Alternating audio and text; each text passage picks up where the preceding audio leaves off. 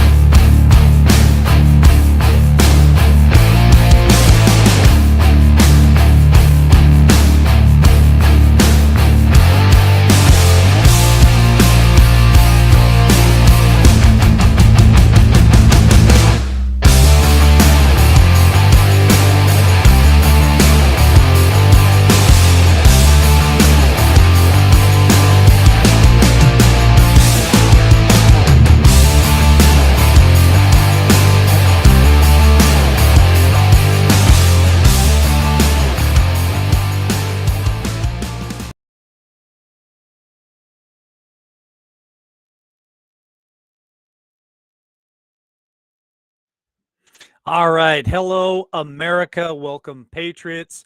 Another night here at LWN. I'm excited to share tonight some special guests that I met in Missouri at the Truth Summit 2022. We've got Andy and Lynn with us from Hawaii. And boy, they are in a fight and they've got such a great story that we would like to share with you guys tonight. And with that being said, I'm going to go ahead and bring in my special guest. Hello, good evening, Andy, Lynn. How are you guys? Aloha. Aloha. I love it when you guys do that. You got So it. here's the Yeah, question. you gotta do that. Aloha. Is aloha goodbye go. and hello? It is. Yeah, it has a lot of meanings. Yeah. Yep. Aloha What other Josh, meanings goodbye. does aloha have? Love is one of them. Hello and goodbye for Yeah, sure. you can say aloha, nui loa. Yeah, that kind of a thing. Yep. That's so cool. One of these days, I do hope to make it to Hawaii on vacation just to really experience that whole part of the United States. And we were kind of talking backstage, especially when it comes to politics and elections and everything that's going on in this country. We see Minnesota, we see so many states in the summer of 2020 that got hit hard with vandalism and with riots and burning down. And the heart of America, the Midwest, a lot of Chicago and all those places that everybody's talking about. It's always in the news. Hawaii kind of gets a little bit left out. Nobody really pays attention to Hawaii because we all think of Hawaii as that beautiful state out there that everybody goes to for a wedding, a wedding or a honeymoon or a vacation or surfing. And so we do kind of forget about Hawaii. But your guys are here tonight to represent Hawaii, and that's amazing. So could you just maybe tell my audience a little bit about who you guys are, a little bit of your background and how you got involved with what you guys are working on today? Yeah, sure. We'd be happy to.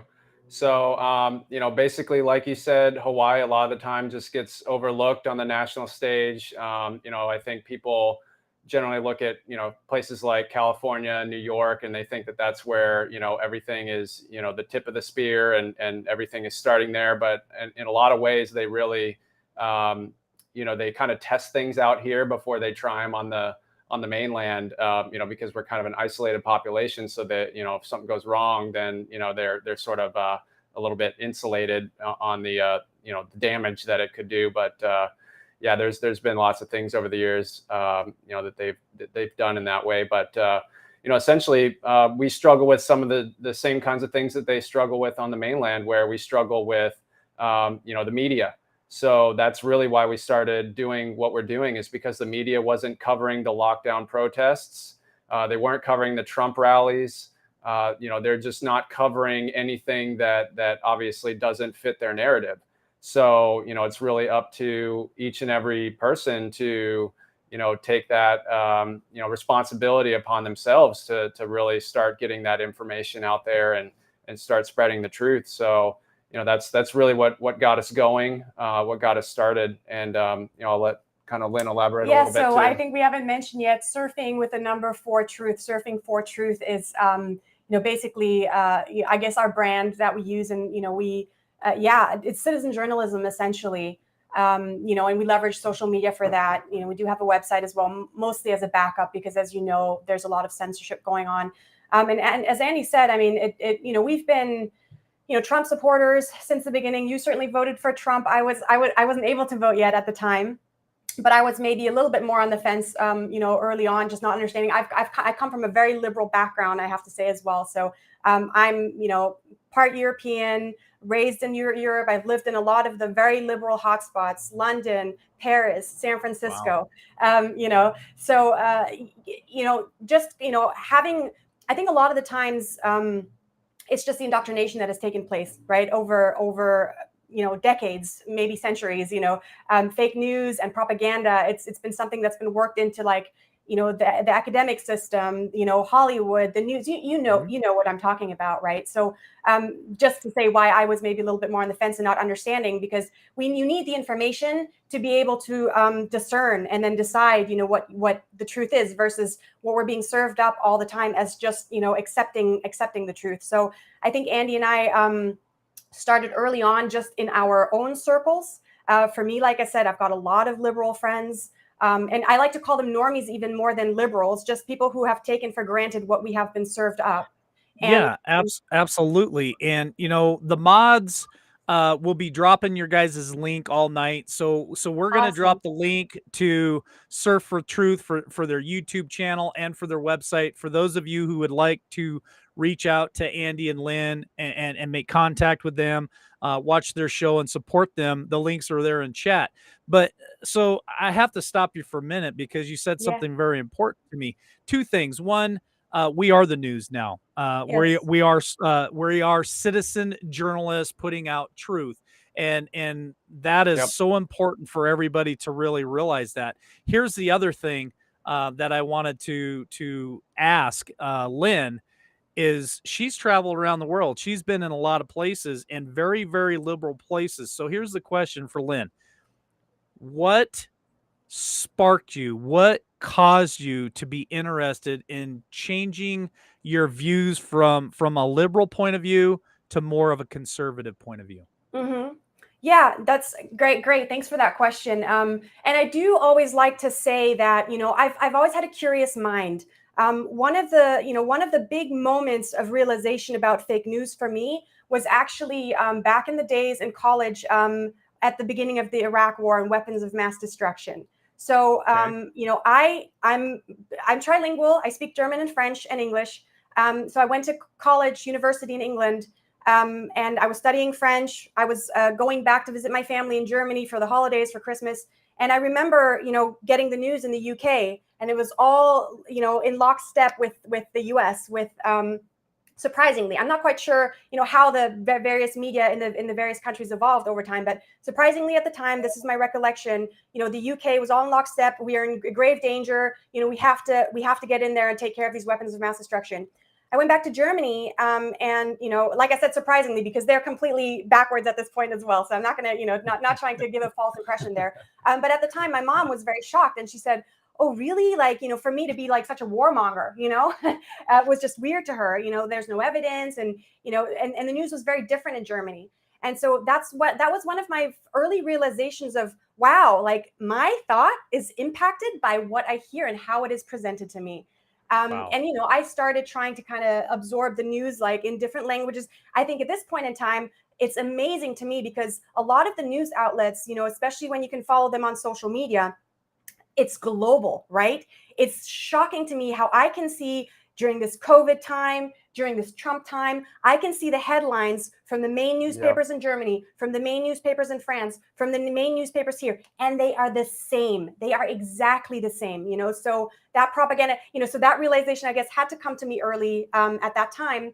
And then I'll add a little bit as well, I've been, we've dabbled in, I've always felt the world was like, it's not quite right what they're telling us about the world.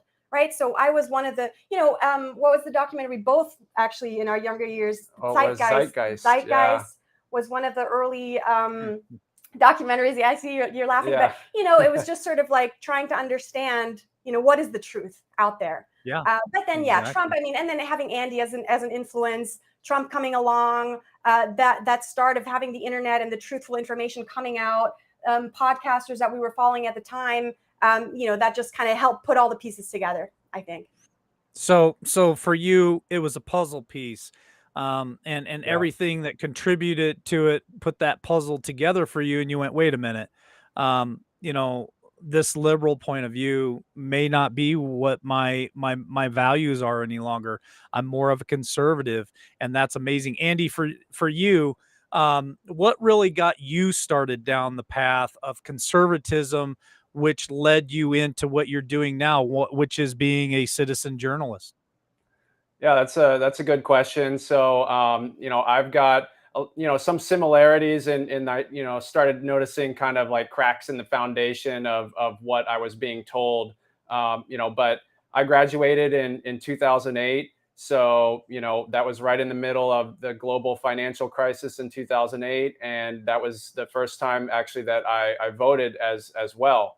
And now looking back, disappointed to say that I did vote for Obama back then, and thought it was a good thing, along with a lot of other people that I've talked to that have come a long way since then. But so after that happened, let me stop you for just a minute, because you guys are beautiful together. You're a beautiful couple, and you are a couple of years younger than me. That is a very powerful thing that I want a younger audience to hear, is you bought into the Obama administration and the policies that they put out. And believe me, Obama was definitely a smooth talker. he I'm was. older than you guys, so I But I was definitely had fresh out of already. higher education indoctrination too, so Yeah, that might have played a part too. Yep, I just really, by the time he came around, my feet were planted firmly in conservatism, so I could Nice. smell a lot of that stuff a Yes. long way away. But what I want people to realize is, even though you guys, well, you, Andy, voted for Obama and followed that, you changed, and I would really like to get the story, and I think you're starting here, but I'd really like to Right. finish the story on what really drove Andy to go from Obama to Trump, because that's a huge leap and not a lot of people do that, Yeah. so I think that's an important story. Yeah, well, actually, the next step on that journey was actually going from Obama to more of a libertarian kind of a mindset. And when Ron Paul was doing a lot of his campaigning, for, I believe it was the 2012 election. And yeah, so that really connected with me a lot. And the Fed and that kind of a thing. He definitely. Really started me kind of along that path of being able to connect with things that weren't just what everybody else was thinking and being told, and what I had always heard before. So that was probably the next step in the journey. And then pretty much went from there to kind of getting a little bit actually burnt out on politics. I think that there was a time when I was sort of just nothing's ever going to change, and this and that, and at some point you realize that no matter what you believe, sometimes you're right.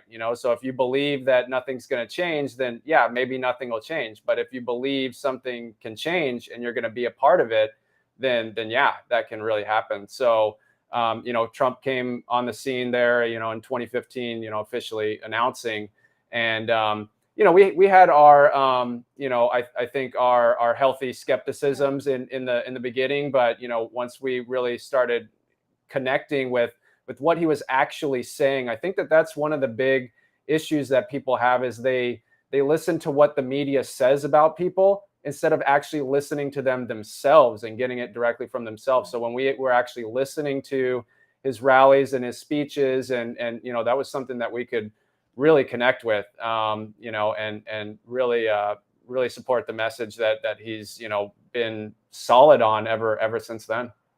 That's great, Andy. And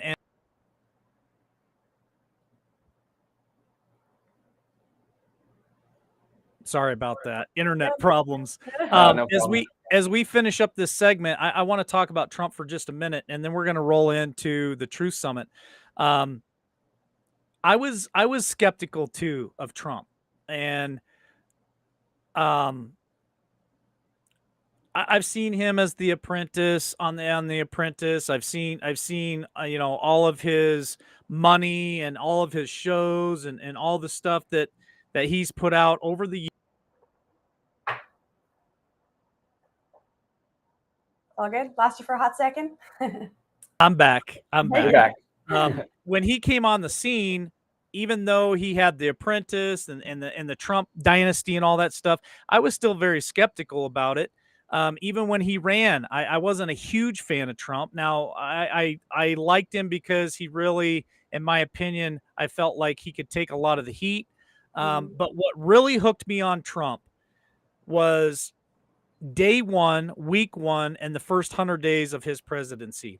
And what Right. I mean by that Things done. is results. And when he makes a promise and he kept that promise to the American Yeah. people, at that point right there, I was 100% a Trump supporter. Now, I wasn't 100% a Trump supporter until about day 100. And when I started realizing that this man said what he meant and meant what he said and delivered and delivered and delivered, and we won, I was a Trump supporter at that point. So, you know, that's great that you noticed that as well, Andy, and your journey, and Lynn, you as well. Your journey to where you're at today is such a huge story. I think I need to have you guys on again, and we just dive just right into that and do a whole show on your guys' journey, because I think it's very important for people out there, and even at my age and my generation, sometimes we feel like the younger generations, there's just no hope for them. You know, it's crazy, the stuff that we see as older adults, but there is hope, and you guys are the hope. You're the future of this country, and so it's Yeah. such a pleasure to get a renewed belief in the American people, even coming from Hawaii, and people from all over walks of life and all over the United States. There is hope for the future of the United States. So let's roll into the next Definitely. segment. I met you guys at Mike Lindell's Truth Summit of 2022, Right. and you guys really stuck out. And Aloha shirts Cammy and says, you got to leis. go talk to these guys right here. You got to go talk to them. And I'm like, I'm looking around. I'm like, talk to who? And she goes, the ones wearing the leis. They're sticking out, and there's a reason why they're sticking out. And I really want you to go talk to them. So it was such a pleasure to walk up and to introduce ourselves to one another and to get to know each other. And you guys did a little a short interview with me, which I truly appreciate that. That was really cool. Yeah, that was And fun. so that's how we met. So give us a little bit of detail, because like me, that was my first event. This was your guys' first event. How did you feel about the event? What did you take away from the Truth Summit of 2022? You want to take that one first? Sure. Yeah. I mean, I guess I know we want to talk about that a little bit later on, but the timing of it for us was quite magical, because we had our primary election just the weekend prior. And we can talk more, but that was a disappointing outcome for us. And so, you know, being at the summit and just having all this energy and all this force of people nationwide, you know, fighting, you know, working together, collaborating. In addition to, I mean, Mike Lindell, you know, so inspirational, you know, and giving us so much hope. And again, and the information that we receive being so solid as well, right? I don't know how much you've covered with your audience, but the first day, you know, having every single state, 50 states present what they have been seeing, and you do see a lot of variety in the tricks that they played. Because obviously they can't just cheat heavily on one thing. It's obvious, so it has to be. But at the same time, we saw patterns and we heard the same things happening in all the different states. And so, you know, it was very reassuring to recognize, you know, along the lines of what you were saying earlier, where, in Hawaii, we always feel a little bit like the forgotten, you know, the ugly stepchild or whatever. Not the ugly stepchild, of course. We're beautiful, but look out the window here. Yeah. No, but you know what I mean. So knowing that we're one nation, you know, and Yes. we've got all our One brothers nation and under sisters. God. Yeah. One nation under God. Definitely. Yeah.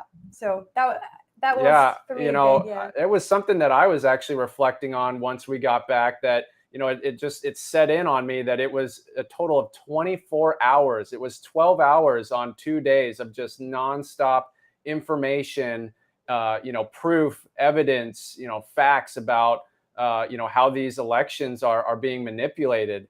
And you know, there, like Lynn was saying, there's just from all different angles, and you know, lots of different ways. And you know, she talked about the first day, and then the second day was, you know, what Mike Lindell was calling the trial of the machines, which was really going into, you know, very specific things about what they're doing with the machines. And the guy that, you know, I guess wrote, would be the right way to say it, wrote the first algorithm for, you know, election manipulation in the machines, you know, and he's actually a Democrat, funny enough. But you know, this is really an issue. And I think it's, you know, to me, this is kind of the most important thing about all of it. This is an issue that is not left or right. It's not Republican or Democrat. It's both sides, because even the Democrats are not getting the candidates that they really want, because they might be, you know, all getting Bernie Sanders, you know, and you know, so it's really, it's something that should unite everybody. And that guy, I think his first name was Clint. I forget his last name, but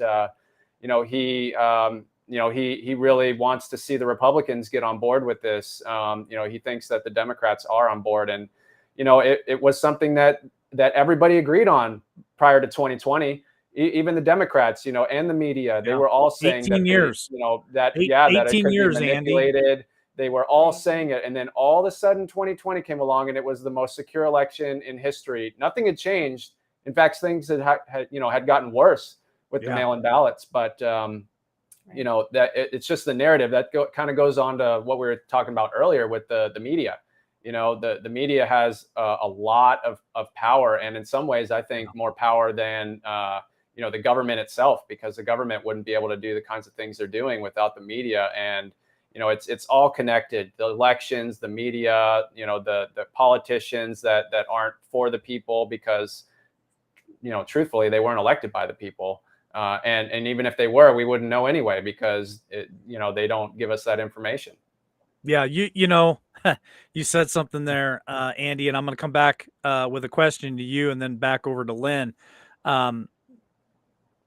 The machines are a huge problem, but the thing that you said the most is lamestream media in general has more power than the president of the United States. If you want to control a population, if you want to manipulate them, if you want to groom them, indoctrinate them, media is the way to go. And that's why it's so important for us citizen journalists, for us that are creating these platforms and putting out the truth. And like me, you know, I'm looking to be the next Right Side Broadcasting. You know, I want to be out there putting out the news, and being objective about it, and showing both sides, and definitely not being a mouthpiece for the government. So here's the question for Andy, and then I'm going to come to you, Lynn, with the next question.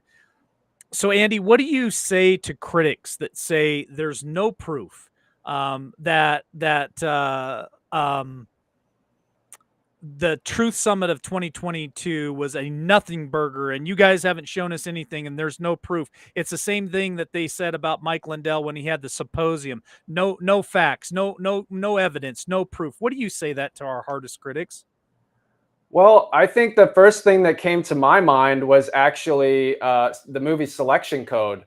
You know, I think that movie presents things in a way that is, you know, very, very riveting, and is also entertaining as well, and very emotional, and can really, I think, connect with people on a deeper level than just the data, which I think some people can, you know, say it, you know, would maybe be a little bit drier kind of a thing, and not as flashy. But you know, I think for some people it would be really important to you know, kind of watch a movie like that would, you know, give them a little bit of a taste of what's out there and how it really affects people. And the person that is the the main person in the video, I think her name is Tina Peters. She didn't think that there was anything wrong with the elections either. And then once she looked into it, she was in Mesa County, Colorado. Once she looked into it, she was shocked. And when she started putting out information, questioning the validity of the election there, the way that she was attacked was just just shocking. And I think that would be a really good place to start. I think for somebody that's looking for a really good presentation of the information. I think 2000 Mules is quite popular. A lot of people know about that, but that focuses on the ballot trafficking, and this really focuses on the machines. And goes back to just what Lynn was saying earlier, where it's just from all different angles. So I think that would be a really good place to start. But that's just a drop in the ocean of everything that's out there and everything that was presented during that conference. That's awesome. Great answer, Andy. Lynn, I'm gonna give you a good one here too. Yeah.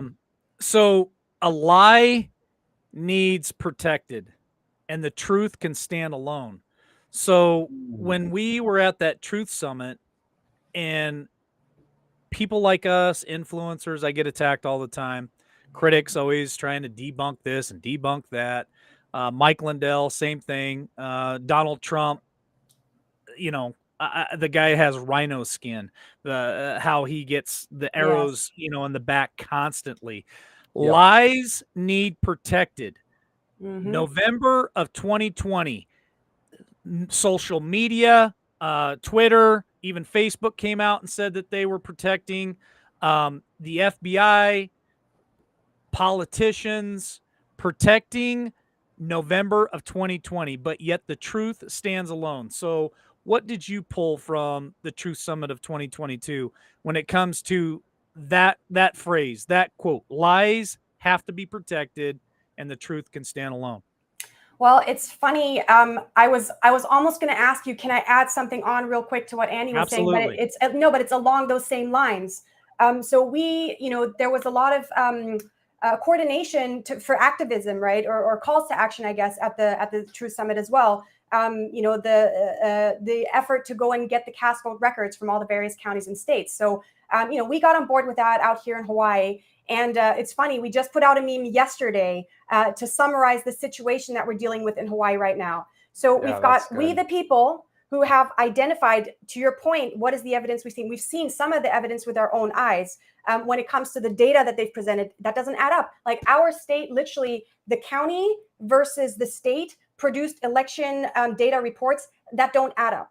As simple as that. So you ask the question, why does the data not add up? We know for a fact that they did not follow the statutes, the rules of the elections. So again, it's not even, there's no, what they come back with and they say is, oh, we can't prove that it would have changed the outcome of the election, but they don't even deny that things were wrong. So we have evidence that things are at the very least questionable or rules were broken. So we say, okay, we've seen this fraud, we've seen these irregularities, we've seen these problems, and we take it to court. The court comes back and the court says, you need to prove that it would have affected the outcome of the election. Then we go to the elections office and we say, can we please have the data so that we can prove that there was fraud in our elections and to what extent it may have affected? And they say no. So to your point, why can't we see the data? If you have nothing to hide, lies have to be protected. There you go. If you have nothing to hide, if the truth is that the elections are the safest ever, they're on the up and up, we come to you with a solution where we say there's statistical analysis that can be done with these cast vote records that are going to show and demonstrate, was there an issue, was there not an issue? Shouldn't they want to do that as well, And we've had a couple of I'm going deep into the story now, but we've got some activist groups, that we coordinated with. Unfortunately, we had work we weren't able to go personally, but they videoed the whole thing. They actually showed up to our Office of Elections after all of these cast vote records were sent in. And they asked to see the CEO, the elections officer. They asked, for a response. Why are citizens concerned voters not getting a response to these requests whatsoever? They're just being completely silent about this. And what struck me in that video footage is that it was so hostile. You know, the elections officers, they're still wearing masks, believe it or not, in Hawaii. That's very, very common still. They're all behind their shield, wearing masks, and very hostile in response to these requests about election data, where again, to me, you know, that is your job. Even if you believe everything is on the up and up, why is this a weird request or weird situation, you know, to be discussing this with concerned voters who have legitimate requests and legitimate things to show, basically. If there's no problems, just give us the data. Yep. You know, so like you said, they're protecting the lies, you know. Yep. It's definitely something that is not forthcoming on their part. Right. So here's something for Andy as we wrap up this segment here. They're not forthcoming, and there's so much out there. So a lot of people call us conspiracy theorists, right? We're just conspiracy theorists. But I did a show earlier today where we talked about conspiracies. And so conspiracy is an idea. It's a thought. It's something that you're working through some of it to try to come up with solutions or information or evidence. And so in this conspiracy theory, the gentleman said this, Andy, and I'm going to go to you. Okay.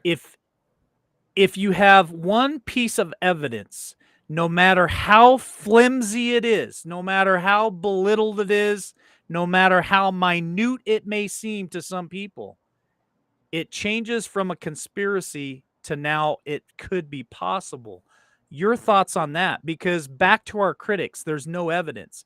And in their minds, they need all this evidence that's all stacked up and it's all computerized and it's all wrapped in a perfect package with a perfect little pink bow on it. That's our evidence.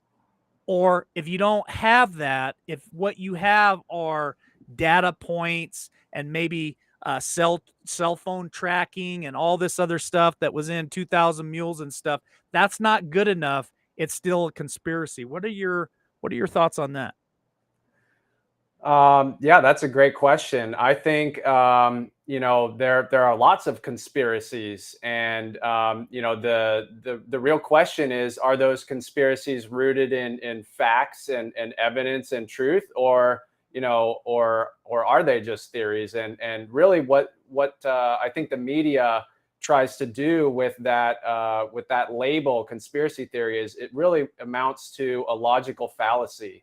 And that is basically it's the technical term is an ad hominem. So basically, instead of actually debating the argument, they're trying to hurl these character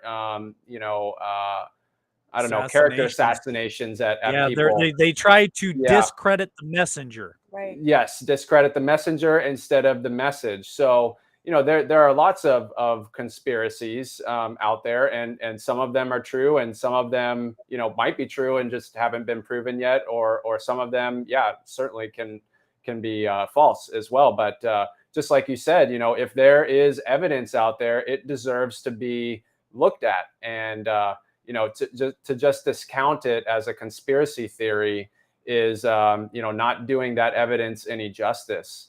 So I think that we definitely need to be looking into these things, and really doing our own thinking instead of just letting other people do the thinking for us. They want to say, oh, that's just a conspiracy theory. Here's what you need to think. Here's your little box that we're gonna put your mind back into. So yeah, it's really it's a way of getting around the argument by not actually engaging in the argument itself. Amen. I'm gonna give Lynn a question, but I'm gonna answer it for her, and then I got a second question for her. All right. So Lynn, do you know the difference between a conspiracy theory and fact? Time, 6 months, 3 weeks. It gets smaller and shorter. 6 months. 6 months, and it becomes conspiracy fact. Okay, so here's the second question. What was your favorite thing about the Truth Summit 2022, and then we're going to roll into our final segment, and we're going to talk about one of my favorite UFC fighters, folks. We're going to talk about BJ Penn, who is a native of Hawaii. I spent many years watching BJ in the octagon, and the man has thrown his name in the ring yet again for politics, and we're going to touch on that in the last 20 minutes here. But Lynn, what was your favorite thing about the Truth Summit of 2022? Oh gosh, I think I would have to say the connections, because it was great to experience. We could have sat at home and watched and gotten all the information. So the information is great, really important. But I think for us, the connection, so connecting with you, being able to continue this dialogue, to put a spotlight a little bit on Hawaii and on the work that we're doing. We're so active, on Telegram and all these various groups. I don't even know if I should give away the channels that everyone's communicating. I'm sure they already know. But it's this coordinated activism because, I'll tell you, and we'll talk about BJ Penn. But for us in this fight, I have said since the beginning, because we were at the Trump rallies, we were, pushing all this messaging, but we're a very, very blue state, and we're a very. It's very easy to be. Oh, I don't know if we lost you. He's back. There you go. It's very easy to be complacent in Hawaii because it's beautiful. The sun is shining, even during like the worst of the worst during all this COVID and the lockdowns. Like if you wanted to just kind of ignore it and do your own thing and still live a decent life, you could, you know what I mean? You could still go out and hike. You could still, it got pretty bad at some point, but all that to say, people aren't very involved in politics. People aren't very interested in what's going on. I always pause because I don't know if it's still running or not. Guys, my my signal. No, that's fine. Signal here. Hey, we're out on a rock. It happens all the time. Yeah. For the last couple of weeks here, it's gotten worse. So I just roll with it. You guys just keep talking, and I'll be back. Yeah. Okay. Yeah. All right. So we can keep rolling through. If we're still on or not, but yeah. So again, the connections for me, what's so important is because I've always said at the end of the day, Hawaii is not going to be a driving force in this, what you want to maybe call it a great awakening or, whatever it is, like winning this war, this information war, right? Hawaii is not going to be on the forefront of that. We're going to be straggling, and we're always going to need our brothers and sisters. We need the United States. So from an election integrity perspective, for example, my stance was always, sure, we're going to have to expose, we're going to have to do all this stuff. But at the end of the day, we're not going to be the one to decertify. We're not going to be the one to make a change for 2020. That's going to have to happen out there. And we support all that. If we can get to a point where there's a voter ID required everywhere, where the mailboxes get mail-in balloting gets abandoned, that's going to have to trickle through to us. So, and I've changed, again, we'll talk about BJ Penn. So I think that did give us a little bit a different direction. But that, again, to me, it was so important to have this connection and to know that we're part of this much bigger fight, with so many warriors fighting alongside us and really being able to have tangible, actions to take together. Yeah, that's so awesome. You guys have such a great perspective of things, and meeting you guys was a true blessing because we do forget about Hawaii, and I'm so thankful to meet all you guys because we met quite a few people that came from Hawaii together. Your whole group. Scott was another amazing guy too. But let's not. Yeah, we had I think a group of 11 people that came. Yeah. That was amazing. 11 people made that journey. Let's talk about the champion. Let's roll into the final 20 minutes of the show, the final segment. So BJ Penn, it was born in Hawaii. He's a native. He fought in the UFC for years. His nickname was the Prodigy. I thought that was an amazing nickname. The guy carried himself in and out of the ring. Just totally amazing person. And I can't wait someday to hopefully get to meet him personally. But he's a champion. He was a people's champion for Hawaii in the UFC. He retired. I don't really know what happened to him after the UFC. Didn't hear much about him until I met you guys. And you guys said, oh, BJ Penn was running for governor of Hawaii. And I thought, man, that's awesome. And you said, but Yeah. the election was just last week and he didn't fare so well. And so as I was talking to Lynn, she was telling me a little bit about it. She goes, it's really weird because he only got 20,000 votes. And I'm like, 20,000 votes, BJ Penn. Nah, that's not even possible. No. BJ Penn is loved by everyone on the islands. There can't be one person on the island that does not love BJ Penn and would not vote for him. Maybe 3 or 4, probably the same 3 or 4 that voted for Biden. Right. But for the most part, Yeah. I found it very ironic that the numbers that Lynn shared with me seemed very similar to what happened to Donald Trump, and how it seemed like there was nefarious things that happened in that election for governor. So let's Sure. dive into that a little bit. Either one of you can go first. It doesn't matter to me. And talk about maybe how BJ Penn kind of threw his name in the hat, and if you know why he did. I mean, I'd love to interview him too. And then how the Yeah. campaign kind of went through the campaign, and then the final deal, the count. Well, it's actually interesting. The first, the way that I actually found out that BJ Penn was interested in, basically challenging the status quo in a sense was over a year ago, when he on a podcast of, I think it was David Nino Rodriguez, he said that he thought that we should audit the vote for the 2020 election. And up until that point, we didn't have any, kind of big name people in Hawaii talking about it. And, he was going about it in a very, reasonable way that I think that a lot of people could agree with, like, let's just, if everything's all good, let's just take a look and let's just prove that there's nothing there. If there's nothing there, then why not? No big deal. It's not a big deal. Let's just take a look. And that's essentially exactly what he said. And ever since that, if it's truth, it can stand on its own, right? Yep, exactly.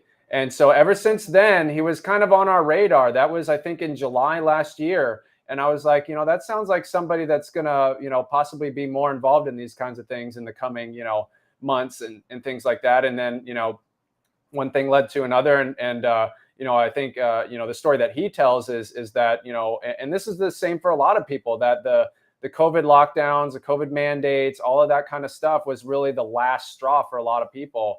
And that pushed him over the edge on everything. And he basically felt that, Hawaii has given so much to him, and he wants to give back and use his name recognition, not just for fame, but to use it to help the people here in Hawaii. And, he really, and you kind of mentioned this a little bit before, some of what happened in the election is very similar to what happened with Trump. And I definitely think, Lynn and I and others as well see, BJ Penn in a sense, the Trump of Hawaii, where, I think that he was really able to kind of come from the outside and use his name recognition that he had from outside of politics to really unite the people.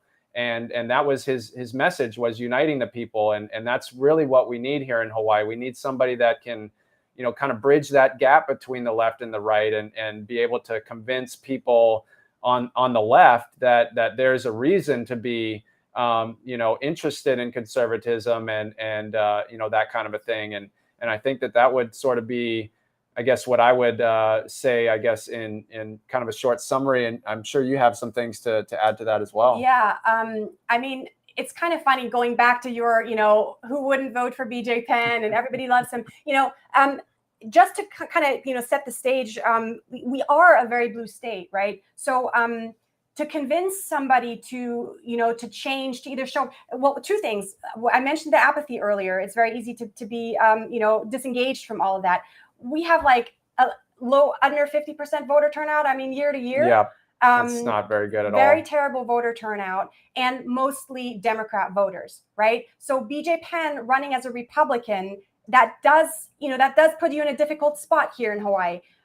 But for us, what we felt was BJ Penn, to your point, with his name recognition, the fact that the people trust him, fact that he resonates and connects with the people, for us, that finally gave us the hope that we thought, this is a candidate who can get Democrats to switch and who can get people who are disengaged and don't vote to show up and vote, you know, in addition to, and we, quite honestly, it was kind of funny. There was like a lot of infighting. We had 10 candidates or 11 candidates running for governor. You know, people were very like, on the you know, Republican all side, about like the red wave or whatever. And there was a lot of infighting. And Andy and I, a lot of the times kind of took the position of, who cares? If all the Republicans vote for him, we're not going to win the general election. There's not enough of us. We have to be able to get the Democrats to switch over. We have to get the people who typically don't vote to show up and vote. And BJ was very powerful in that. His campaign, they were killing it on social media. They were killing it at their events. They were riding a trolley all over the island, waving flags. I mean, it was powerful. He pulled, and you know, another thing that people were always criticizing were, oh, he has no experience in politics and this and that. It's like, he knew how to build strong teams. You know, that's what he did in his career in business. That's what he did with his media, with, you know, BJ Penn Media for the MMA. And his campaign team was just right there for us to see, crushing it. You know, they grew the BJ Penn for Governor account to like 25,000 followers and like a couple of months. Yeah. And given we know how shadow banned and restricted all those things are, and still it was so the same thing as what we were expecting. And I want to also say this, because we're not going to sit here and say BJ definitely won. We don't know. Why don't we know? Because they won't give us the data, and we don't know what actually took place. What I firmly believe is that BJ was able to drive enough enthusiasm and be a big enough threat for the, you know, the deep state, our elites here, to not have chanced it. They cheated 100% just to be able to be sure that BJ wasn't going to be a bigger threat against the Democrat, their chosen candidate going forward. Like I'm going to be convinced, and call me a conspiracy theorist, but you know, what that looks like. And he's popular enough to be able to expose all that. Exactly. You know, even just the next 2 or 3 months of him continuing his campaign, getting all this messaging out, getting all this information out, major threat to the establishment. So they needed to get rid of him in the primaries for sure. You know, as a BJ Penn fan for many years, when he'd walk into the cage, he'd go up to against some bigger fighters, and you kind of look at him and go, man, this little guy's going to get his butt whooped. You know, I think a lot of people, until they really got to know BJ Penn and how his technique was and how he was flawless and didn't make mistakes, I believe a lot of people underestimated him 100% in the cage. Technique, his opponents. He always said it's not in here, it's in here. Yep. Yeah. Correct. And it's not muscle. You know, you don't have to be the biggest guy in the cage. You just really have to use this right here. And I think what you both have shared with us tonight is the fact that when he threw his name in the hat to run for governor, they underestimated him. But then they started to see his technique. They started to see how social media was latching onto him. They started seeing how Democrats were switching sides, and maybe some of those swing voters were switching sides, and maybe people who don't normally vote were going to show up and vote. And that scared them. It scared the hell out of them, because this guy now has them in a jujitsu move that they know all they have to do is move their arm the wrong way, and he's got the triangle and they're tapping out. And so I agree with you 100%. There's no proof of it yet. There's no proof of it yet, but I believe that they cheated their asses off. Yeah, there is something I would love to show you. And sorry, and I just wasn't sure how much time we have left, but can you pull up that graph at all by any chance, honey? Yeah, let me see if I can. Go ahead. We'll share it here. Yeah, you got to do the screen share from that little thing there. No, that one. And yes, I am biased for BJ Penn for all my listeners, tonight. I mean, so are we, but I follow BJ Penn for many years, and just a major fan. That's awesome. So is that showing up on the screen? Yep, go ahead. Yeah, so I mean, back to your kind of conspiracy, where's the evidence and whatnot, right? This is just something where, you know, the title says it here, things that make you, So this graph shows the voter turnout in primary elections, total turnout in Hawaii from 1992 to 2022. Now, you see a big spike from 2018 to 2020, which they explain because Hawaii was one of the states, even without COVID, that had switched to all mail-in ballots in 2020. So they explain that there was this major push in turnout because we've now switched to mail-in ballots and it's encouraging more people to show up and vote, right? However, there's another pattern that you can see here in this graph. And the yellow bar always shows you when there was a governor race versus a presidential race. And in Hawaii, the presidential candidates don't show up on the ballot in the primary election because a lot of people are like, oh yeah, Trump. And I'm like, no, Trump wasn't even on the ballot. We're not talking about Trump and the presidents. Generally speaking, what I see here is people are more interested in their local races when the governor's up for election. You keep seeing every time from a non-governor election to a governor election, it goes up, it goes up, it goes up. There's one little dip in 2012, 2014. There's some interesting things going on, but a very minor. That is actually a, I believe like a 1.5% dip there, very minor. Then from 2020 to 2022, you're seeing a 16% dive of over how many was it? 68 or 86 now? Oh, it's on here. Sorry, 68,000 votes less from 2020 to 22. If we're talking about statistics and outliers, I mean, anybody can look at this graph and just know that something's up, you know, in 2020 and also 2022. Something is not quite right. So, those are the kinds of things that I think people can see for themselves, and they don't have to listen to anybody else and what their thoughts are on something, but they can actually look at it and see for themselves that, something's going on there. Well, remember what I said in the show when I talked about conspiracy theory, even the slimmest of evidence, no matter how fragile it is, no matter how thin it is, now that becomes a possibility, and it's no longer a conspiracy. It's something that deserves attention, and it deserves to be investigated, in my opinion. Great graph and way to really let the mainlanders know that Hawaii is still part of the United States, and that you guys are our brothers and sisters, and it's important that we all unite across all fronts, all cultures, all sexes, all parties to really fight to get America back.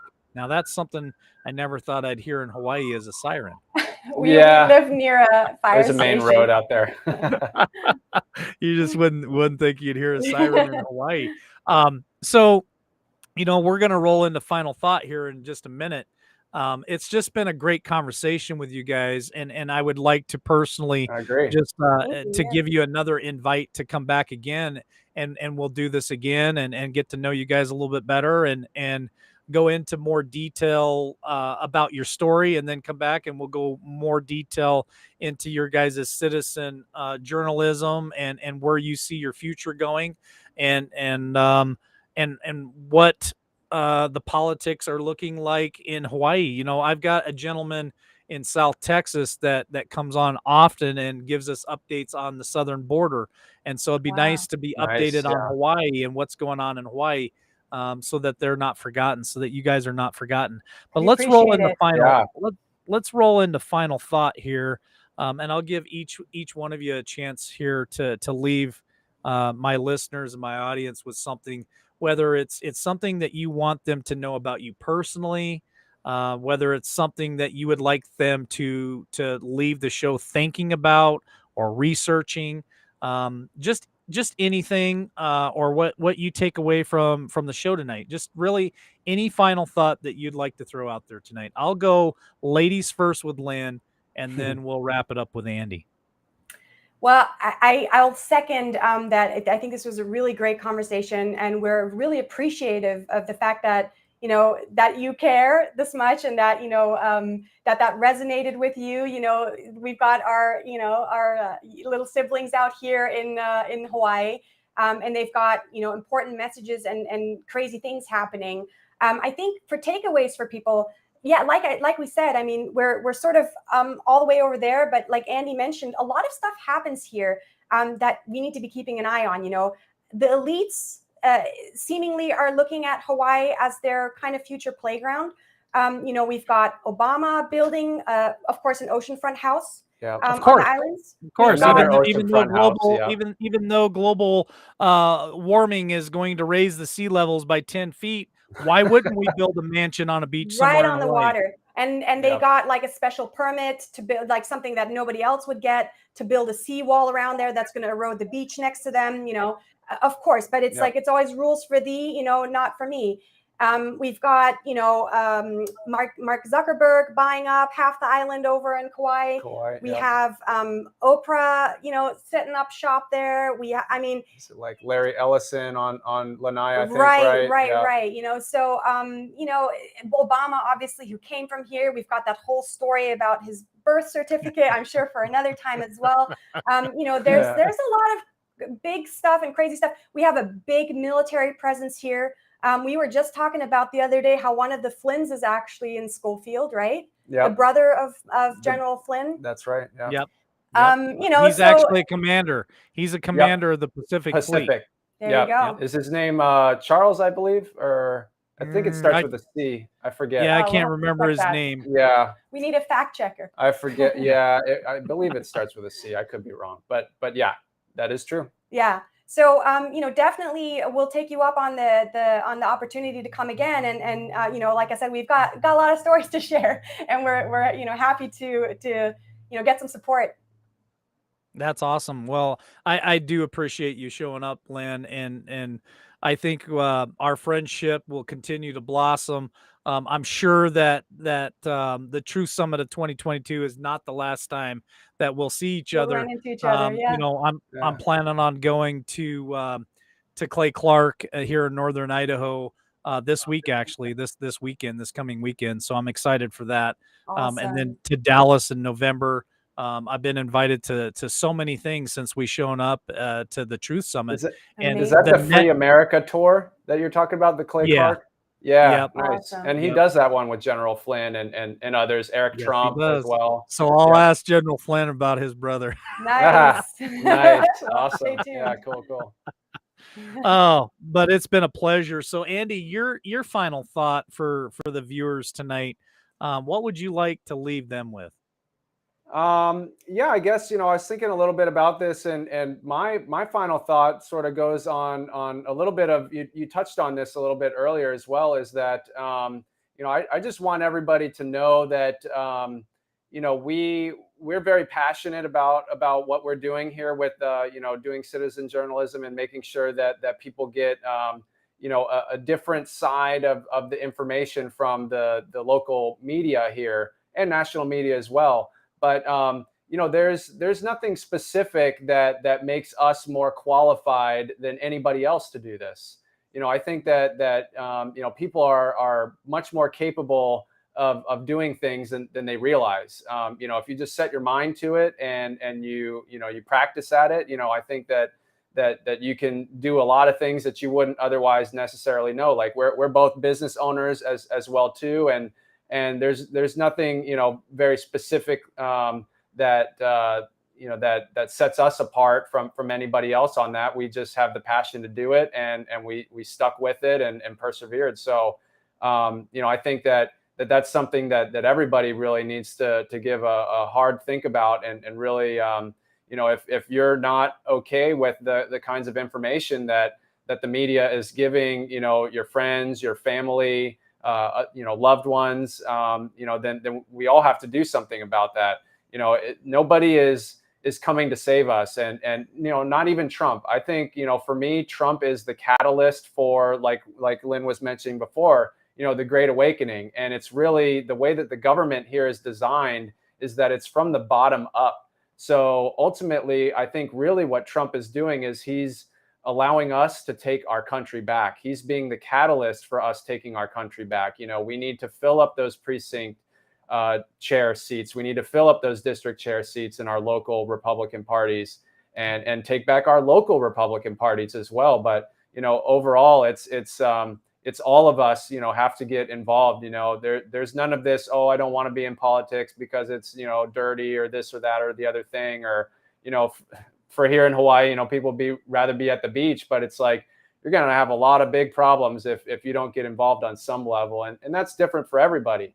But, everybody, I think, just do whatever you can to be involved. And you can definitely get a lot of support from other people as well, too. You're not on your own.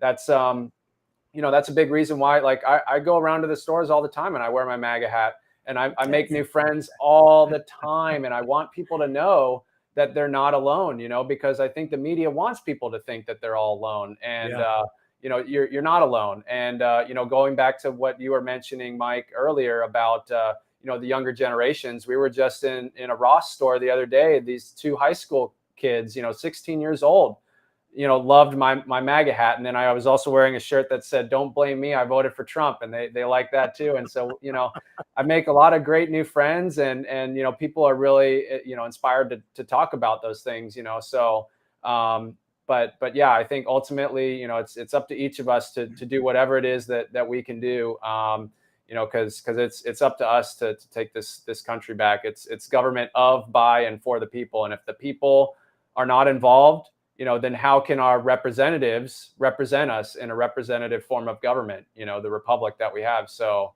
I think that to me, that's what I would leave, just a couple words of encouragement for everybody out there. Thanks, Andy. Here's my final thought. This is what I took away from our conversation tonight.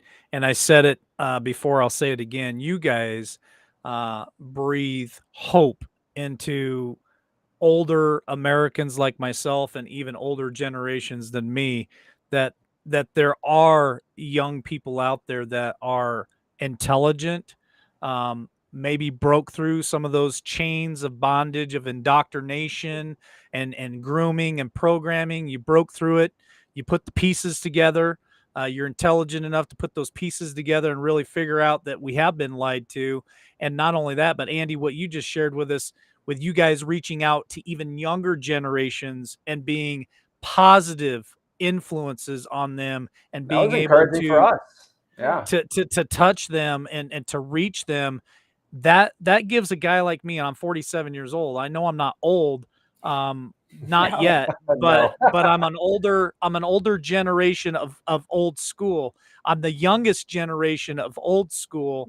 And so that really breathes a huge sense of hope for me, that we have beautiful young people like you guys out there fighting the fight, getting involved at your local level, educating the crowds, and really, like you said, Andy, the people that are out there, we the people. And so I just really appreciate that tonight for being here, and I'm looking forward to future conversations with you guys. As we leave tonight, I play an ending video. It's about 6 minutes long. I would really like it if you guys just hang in the waiting room until that's over. I got a couple of things I need to get from you guys for this. But thank you so much for joining us. I know your evening is just starting. It's just about bedtime for me here in the States. So I really appreciate it, though. It's just amazing time with you guys. Thank you so much for joining. I had a great time as well. And we'll leave you with aloha. And another shaka. All right, folks. That is Andy and Lynn from Hawaii. And we will be back on tomorrow, 8 p.m. Eastern Standard Time. Love y'all. God bless. Hoping for a sincere performance, but open to finding the moment, to finding out where I'm headed now. Looking for a sign of disaster, so I can make it there faster. I'm weighing the consequences out. I can see in all directions. It's all open to interpretation, but I see colors that are breaking from the other side, the other side. When I make mountains out of summer trails, when I buckle under all the details, I'll keep going till I make it to the other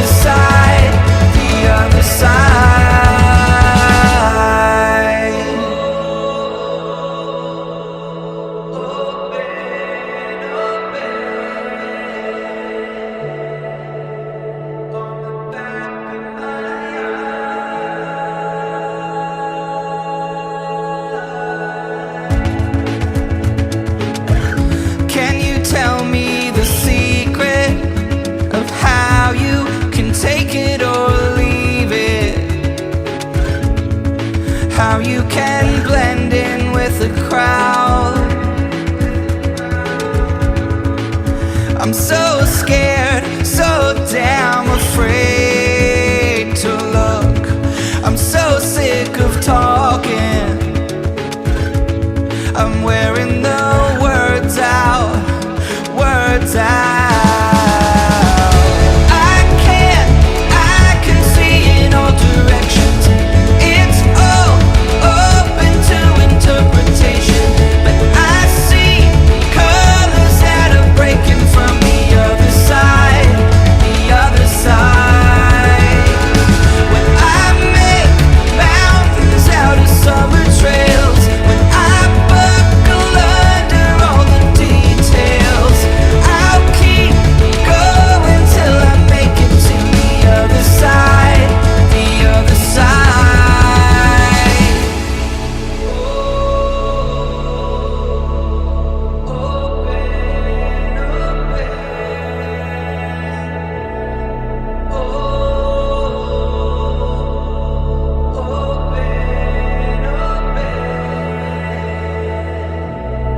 When it feels like everyone's out to get me,